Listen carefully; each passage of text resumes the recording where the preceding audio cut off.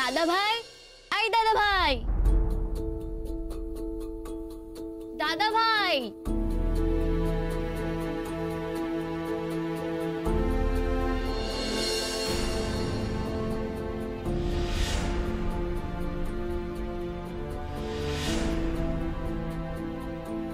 দাদা ভাই,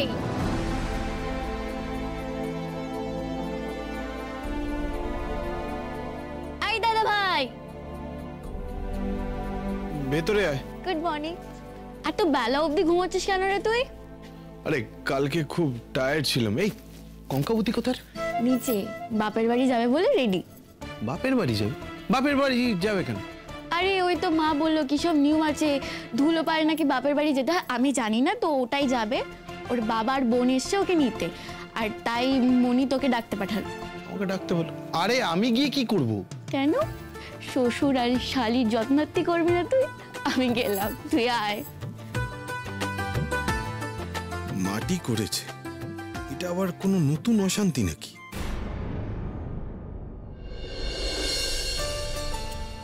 রাখ।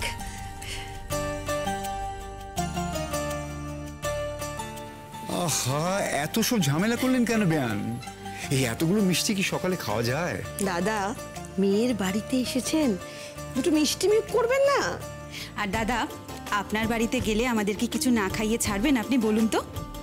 দিদিভাই, তোমার মনে আছে কঙ্কাকে যেদিন আমরা দেখতে গেলাম? ওরে বাপরে বাপ, সে আপনারা কি আয়োজন করেছিলেন বলুন তো? আরে আমরা তো তার তুলনায় কিছুই করিনি। দাদা এসেই বলছেন যে ওরা জল খাবার খেয়ে এসেছেন, তাই শুধু একটু চা আর মিষ্টি।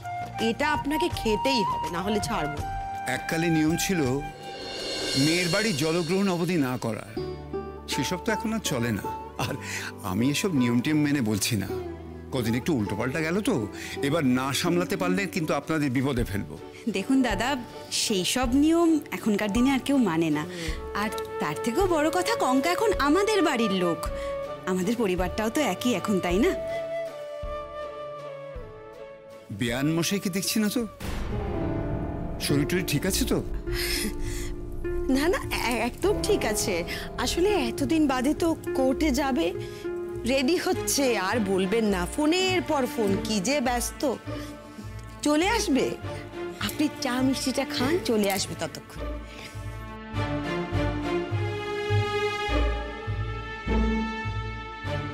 এই যে কুর্চি, এই যে মিষ্টিগুলো দেখছো, সব কিন্তু খেয়ে নিতে হবে। তুমি কিন্তু ছোট মানুষ, না শুনবো না কিন্তু। এই তো কঙ্কা এসে গেছে। বাবা, হ্যাঁ, এই নে।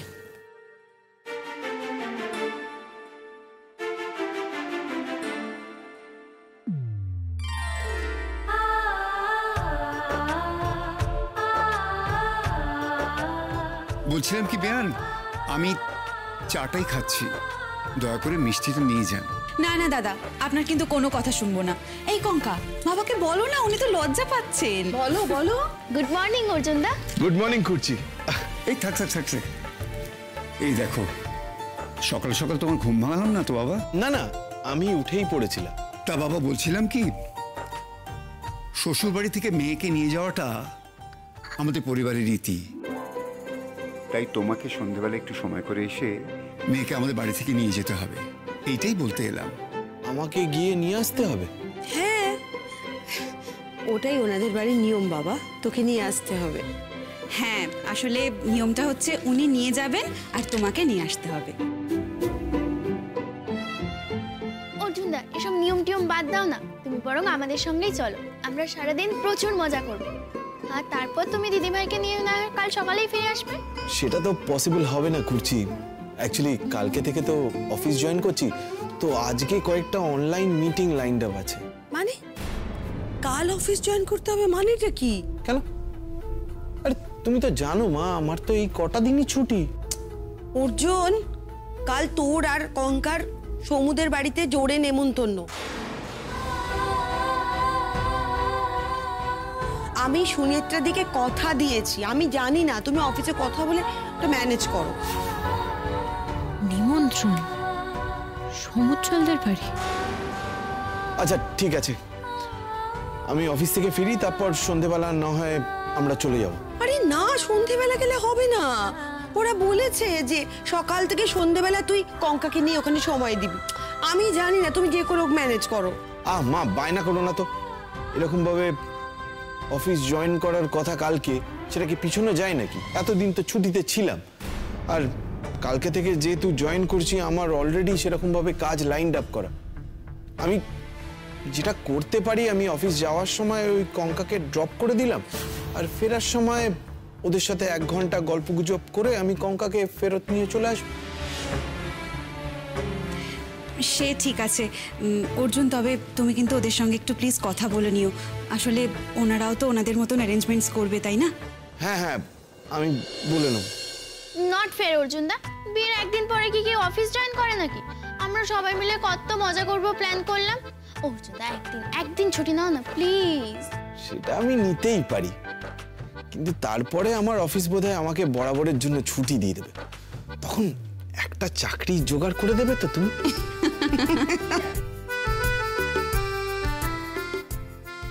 ভালো লাগে না, তুমি না খুব খারাপ অর্জুনদা। জানি তো,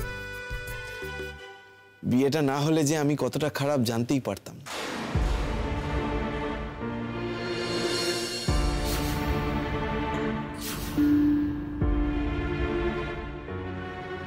তবে বাবা, তুমি তোমার মিটিং সেরে এসো। আমাদের নিয়মের জন্য যেন তোমার কোনো কাজের ক্ষতি না হয়। একেবারে, আমি নিশ্চয়ই যাব। এবার তোরে যাই, বাড়িতে অনেক কাজ আছে। আয়। দাদা, বলছিলাম যে অর্জুনের ছোটকাকে একটু খবর দিই যে আপনারা চলে যাচ্ছেন। হ্যাঁ, যা যা, খবর দে, খবর। আহা, তো ব্যস্ত করে কাজ কি? আমার তো বলাই আছে, অনুমতি নেওয়াও আছে। পরে নয় ফোনে কথা বলে নেব। চলি। নমস্কার। আয়।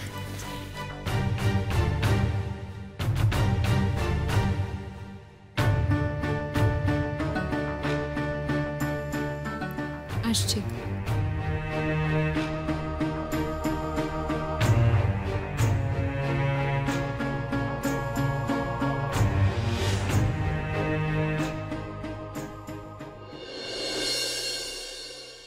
মা, এক্ষুনি ওদেরকে নিমন্ত্রণ করার কি দরকার ছিল বলো তোমার? সবে বিয়ে হয়েছে ওদের, কোথাও ওরা একটু নিজেদের মধ্যে টাইম কাটাবে, তা না ওদেরকে ডেকে বিরক্ত করা। উমা, আমি ওকে ডেকে বিরক্ত করছি? ওরা এখানে এসে নিজেদের মতন সময় কাটাতে পারবে না? কি যে মাথা মুন্ডু বলিস না, তার ঠিক নেই। না, আর কদিন পরে ডাকতে।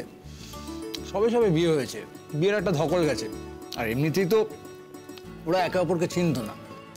এখন আস্তে আস্তে ওরা নিজেদেরকে চিনছে, জানছে। এখন তো ব্যস্ত থাকবে না। বিয়ের পরই তো লোকে নেমন্তন্ন করে, এটাই তো চল। নতুন বিয়ে হলে জোরেই ডেকে খাওয়াতে হয়, বুঝলি? নতুন বড় বউকে জোরে কি বিয়ে পুরনো হয়ে গেলে ডাকবো? আচ্ছা বেশ, সে নয় ডাকলে, কিন্তু ওদেরকে এই বাড়িতে ডেকে তুমি বসাবে কোথায় সেটা ভেবেছো? আর কি খাওয়াবে ওদেরকে? আর এসব কি কথা বলছিস সমু তুই? ওদের কোথায় বসাবো, কোথায় খাওয়াবো? আচ্ছা, ওরা কি আমাদের পর? আর অর্জুন তো কতবার কলেজ থেকে আমার হাতের বিউলির ডাল আর পোস্তর বড়া খেতে আসতো। আর কি বলতো আমার নাকি 5 স্টার হোটেলে শেফের চাকরি পাকা। আর কঙ্কা, ও তো 2-1 বার এসছে আমাদের বাড়িতে, ও তো ভারী ভালো মেয়ে। কিচ্ছু হবে না, সব ঠিকঠাক হয়ে যাবে সমু, তুই একদম চিন্তা করিস না। কঙ্কাকে নিয়ে আমার কোনো চিন্তা নেই। আমি এই জন্যই চাই ওরা যাতে না আসে। ওরা এলে তুমি কিছু না কিছু একটা কথা তুলবে। মামনি, তুমি না কিরম একটা, সত্যি তোমার যে ওদেরকে কি জন্য ডাকার দরকার ছিল আমি বুঝলাম না। তোমাকে সেদিন কি বললাম? হ্যাঁ, বিয়ের দিন কঙ্কাবতী আমাদের দেখে না চেনার ভান করছিল, পুরো অপমান করছিল আমাদের। কি করছিল না বলো? আর বৌভাতের দিনও তো দেখলে কিরকম হাই হ্যালো করে অন্যদের সঙ্গে কথা বলতে লেগে গেল, পাত্তাই দিল না তোমার। না, আচ্ছা বিয়ের দিন কি বলিস না তুই? বিয়ের দিন সবাই ওর সঙ্গে আলাপ করছে, নতুন চেনা জানা হচ্ছে, তাদের সঙ্গে কথা বলবে না আমার সঙ্গে দাঁড়িয়ে কথা বলবে? এটা কখনো হয়? তো আমার তো মনে হয় ওই ব্যবহারটাই ওকে ফিরিয়ে দেওয়া উচিত। না, ছি, একদম নয়। ওরা খুব ভালো, মেয়েটা খুবই ভালো। আর অর্জুনকে তো আমরা এতদিন ধরে চিনি। সমু, এই সমস্ত কোনো অসুবিধা হবে না। দেখ, আমি এই সব কথা কিচ্ছু তুলবো না, বিশ্বাস কর। মা, তুমি আমি কি করে বোঝাই বলো তো? আমি জানি কঙ্কা আমার সামনে এলেই। এই সমু, বলছি যে মেয়েটাকে ওরা নাচ তারপর লেখাপড়া এগুলো করতে দেবে বিয়ের পরে? জানি না, তো আমার মনে হয় না সব করতে দেবে। আরে মেয়েটা এত সুন্দর নাচতে পারে আর ওকে ছাড়িয়ে দেবে? তুমি আবার ওর নাচ কবে দেখলে মামনি? না না, আমি দেখিনি, সোম তো বলছিল। আর আমি জানি তো অর্জুনদের বাড়িতে এসব পছন্দ করে না। মেয়েটার খুব কষ্ট হবে। তাতে আর আমরা কি করতে পারি বলো? যাই হোক, আমি কালকে ভোরে বেরোবো, বুঝলে? হ্যাঁ, এই সর সর সর। কাল ভোরে কোথায়? হ্যাঁ, কাল আমাকে পূর্ব বর্ধমান যেতে হবে। না না না না, কালকে কোথাও যাওয়া হবে না, কালকে বাড়িতেই থাকতে হবে। কালকে অর্জুনরা আসবে, ওদের খাতির যত্ন করতে হবে। আমি একা একা তো সব পারবো না, তোমাকে থাকতে হবে। মা, আবার কি? কালকে কোথাও যাওয়া হবে না, ব্যাস, আমি তো বলে দিলাম। মা তুমি তো আমার কাজের অবস্থা জানো, আমি বাড়িতে বসে থাকলে চলবে না, আমি আর কোনো কথাই শুনবো না, ব্যাস। কাল তুমি বাড়িতেই থাকবে। এই চল তো।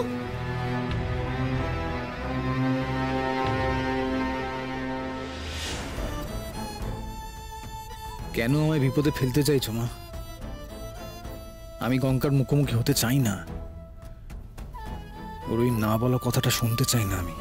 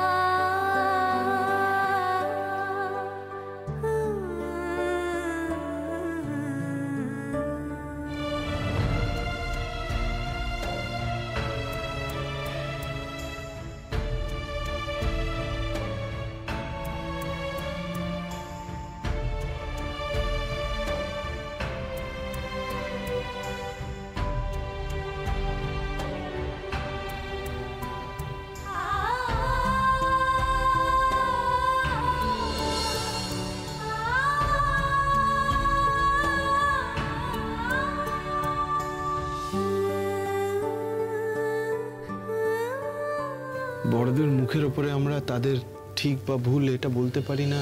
আমরা কি এই মিলটার উপর দাঁড়িয়ে নতুন করে আমাদের জীবনটা শুরু করতে পারি না?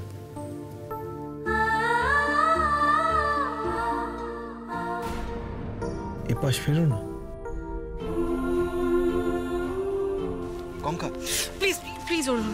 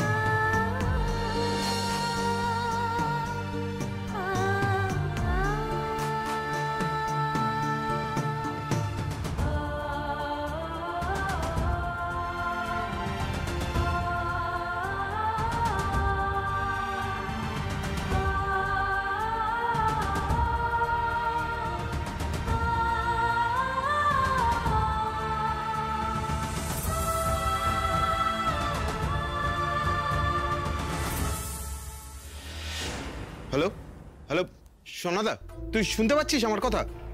হ্যাঁ বল, কি বলছিস? আমি তোকে বলেছিলাম না আই ওয়াজ রাইট।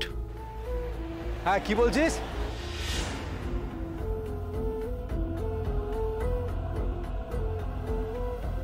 আরে বলছি, আমি তোকে বলেছিলাম না আমার গেসটা ঠিক ছিল, আই ওয়াজ রাইট।